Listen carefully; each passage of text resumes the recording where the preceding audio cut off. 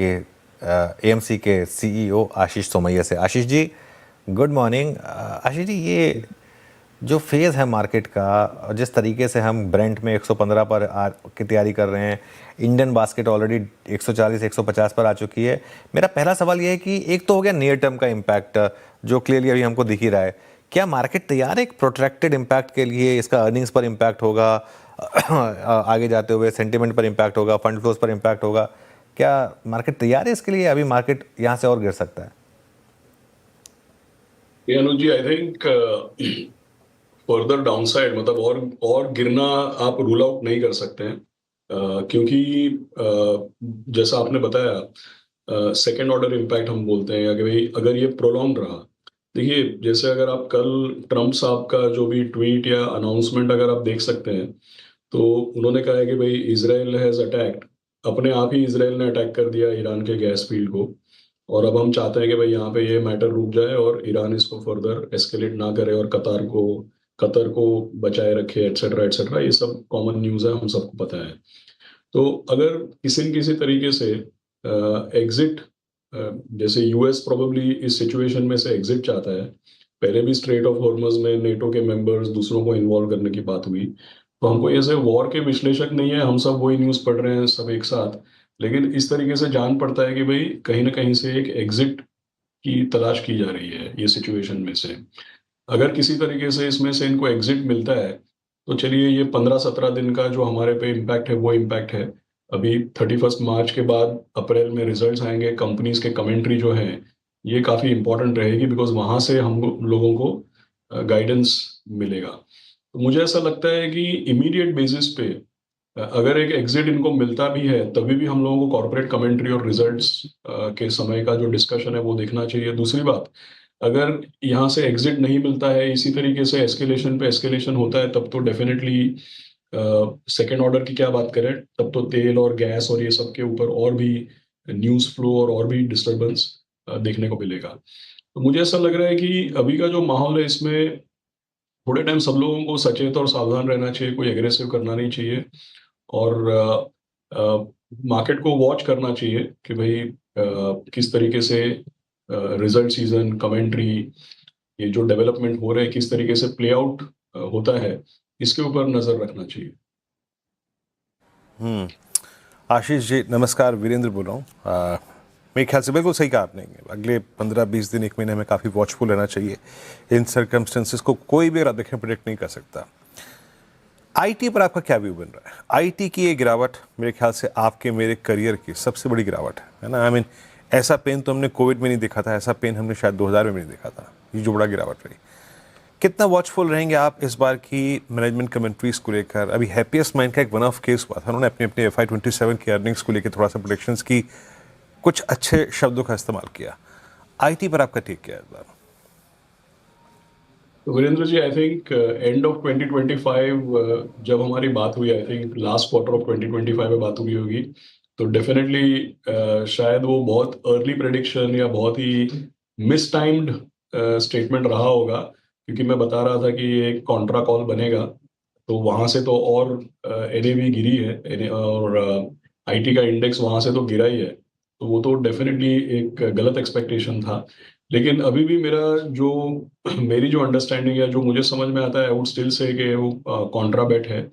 और तभी अगर आप देखें तो मेरा ये एक्सपेक्टेशन था कि भाई यूएस में कभी ना कभी ये जो एआई का हाइप है या जो एआई की ये रैली है, इसके ऊपर सवालिया निशान उठेंगे। तो ज़रूर यूएस में जब रिजल्ट्स आते हैं तो एआई, ये हाइपर स्केलर्स और कैपेक्स जो कंपनियां कर रही है, उनको वो सवाल पूछे जा रहे हैं कि भाई किस तरीके से रिटर्न ऑन इन्वेस्टेड कैपिटल बनेगा। ये सब आप एआई का इन्वेस्टमेंट कर रहे हैं, भाई अगर साल में कोई $500 बिलियन का निवेश करता है, तो फ्यूचर में उसको $1.5-2 ट्रिलियन का रिटर्न मिलना चाहिए अपनी रिटर्न ऑन इन्वेस्टेड कैपिटल बनाने के लिए। तो कहाँ से ये आएगा? और अगर आप देखें, ये जो एआई का पूरा कमर्शियलाइजेशन अगर करना है, तो आईटीएस कंपनी को ही ऑर्गेनाइजेशंस को एआई एनेबल और एआई के लिए रेडी करना पड़ेगा। क्योंकि इसमें डेटा इंटीग्रेशन, क्लाउड माइग्रेशन, उसके ऊपर एनालिटिक्स, एनालिटिक्स के ऊपर फिर इंटेलिजेंस और ऑटोमेशन की बात की जा सकती है। बट जहां तक मेरी अंडरस्टैंडिंग है, काफी सारे बड़े ऑर्गेनाइजेशंस में data integration, 100% cloud migration, analytics, बहुत सारी चीजें आज फुल्ली प्रिपेयर्ड नहीं है। तो मेरा ऐसा मानना है कि आईटी एनेबलमेंट में, आईटी में काम करने के लिए भी हमारी आईटीईएस कंपनीज का रोल रहेगा। ज़रूर कुछ विनर्स चेंज होंगे, जो लोग अडैप्ट नहीं करेंगे उनका नुकसान होगा, कुछ नए विनर्स भी उभर के आएंगे। Small and mid cap IT companies पे ध्यान रखना चाहिए। तो मुझे ऐसा लगता है कि ज़रूर 3 महीने पहले जब मैंने बात की, वो तो अब हमको पता है कि टू अर्ली या गलत टाइमिंग था, लेकिन फिर भी ये एक कॉन्ट्रा ट्रेड बनता है। और अगर एआई की जो ये हाइप है, ये कहीं न कहीं कूल ऑफ होती है, तब भी रिलेटिव परफॉर्मेंस यहाँ पे बेटर रहेगा।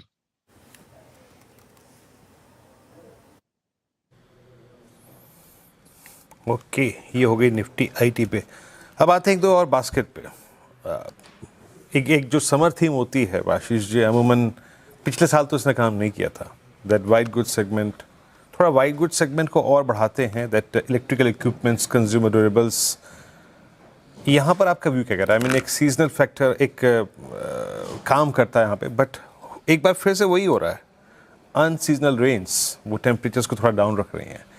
क्या क्या ऐसी कुछ थीम्स हैं आपके पास जहाँ पे थोड़ा सा हाइड किया जा सकता है इस वक्त, या फिर ये भी अभी अवॉइड कैटेगरी में ही प्लेस करेंगे आप? ये आई थिंक वीरेंद्र जी, इसी फिलहाल तो अगर आप देखें तो मार्केट का ओवरऑल मूड वेस्ट एशिया को लेकर के, आज एचडीएफसी बैंक को लेकर के, एफआई सेलिंग, बाहर के news.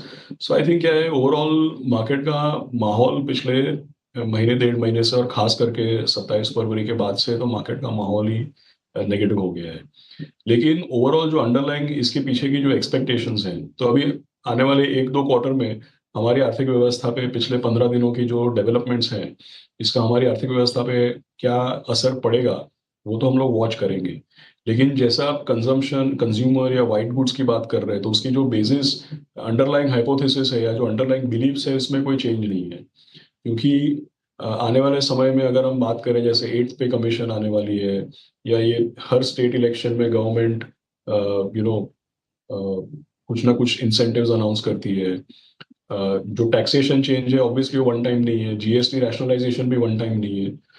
All these tax changes, पूरा जीएसटी रैशनलाइजेशन, ये सब कुछ परमानेंट है, राइट? वो हमेशा आगे जा करके भी बेनिफिट देगा। सो आई थिंक कि जो बेसिक अंडरलाइंग थॉट प्रोसेस है, और कंजम्पशन में केवल वाइट गुड्स की बात नहीं है।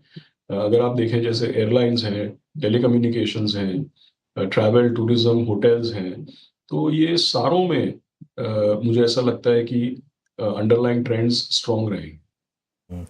मीन भाई, अब एफएनओ में सारे स्टॉक्स रेड में आ चुके हैं और कोई इसमें कुछ बचा नहीं है, सब रेड में है इस समय। आशीष जी, मैं स्टॉक स्पेसिफिक व्यू नहीं मांग रहा हूँ आपसे, लेकिन ये जो ओवरनाइट एचडीएफसी बैंक की डेवलपमेंट हुई, इस पर आपका क्या व्यू है? क्या इससे थोड़ा मार्केट का सेंटिमेंट और ख़राब हो सकता है, स्पेशली जब एक ऐसी कंपनी जो कॉर्पोरेट गवर्नेंस में गोल्ड स्टैंडर्ड मानी जाती है, उस पर अगर हल्का सा भी सवाल उठे तो? जी, ज़रूर अनुज, क्योंकि इंडेक्स में बहुत बड़ा वेटेज है। कोई सा भी आप इंडेक्स ले लीजिए, निफ्टी बैंक ले लीजिए, निफ्टी ले लीजिए। हम लोग रिटेल म्यूचुअल फंड्स मैनेज करते हैं, जहाँ पे हमारा मेन टास्क है इंडेक्स को आउट परफॉर्म करना। तो ठीक है, हमारे पोर्टफोलियोज में इंडेक्स के मुकाबले अंडरवेट था, और इतना ज़्यादा वेटेज नहीं था, तो चलिए ठीक है, थोड़ा शायद रिलेटिव परफॉर्मेंस में कम मार पड़ेगा।